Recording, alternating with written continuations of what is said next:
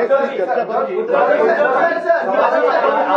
वक्फ को लेकर जैसे आपने कहा है कि कुछ चीजों में आप जो है क्लियर है कि हाँ ठीक है, कई चीजों में मुसलमानों को जो सबसे ज्यादा मुखालफत या विरोध रहा है वो ये रहा है कि कलेक्टर को अपॉइंट किया जाएगा तो इनडायरेक्टली ये चीजें सरकार के अंदर में आ जाएगी।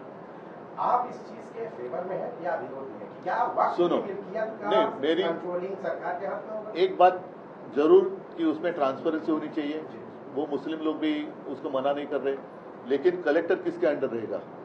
क्या उसको डिसीजन लेने की आजादी रहेगी? और यही रिजिजू साहब है, आपको याद होगा जब वो लॉ मिनिस्टर थे तर ते काय न्यायवृंद म्हणतात ना, काय त्याला म्हणायचं, कोलेजियम कलेजी काय,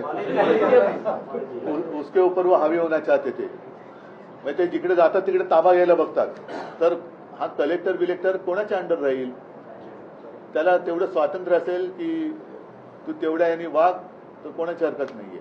पण कलेक्टर जर का यांच्या अंडर असेल तर त्याची या लोकांना नाही म्हणण्याची हिंमत असेल का मंत्र्यांना किंवा वरून आलेल्याला? हा महत्वाचा मुद्दा आहे. कलेक्टरला ते विरोध का करतायत? कारण कलेक्टर हा सिस्टीम मधला एक भाग आहे आणि जर का याने असं ठरवलं, आदेश दिले की कुछ भी होने दो ऐसा करना है, तो क्या करेंगे आप?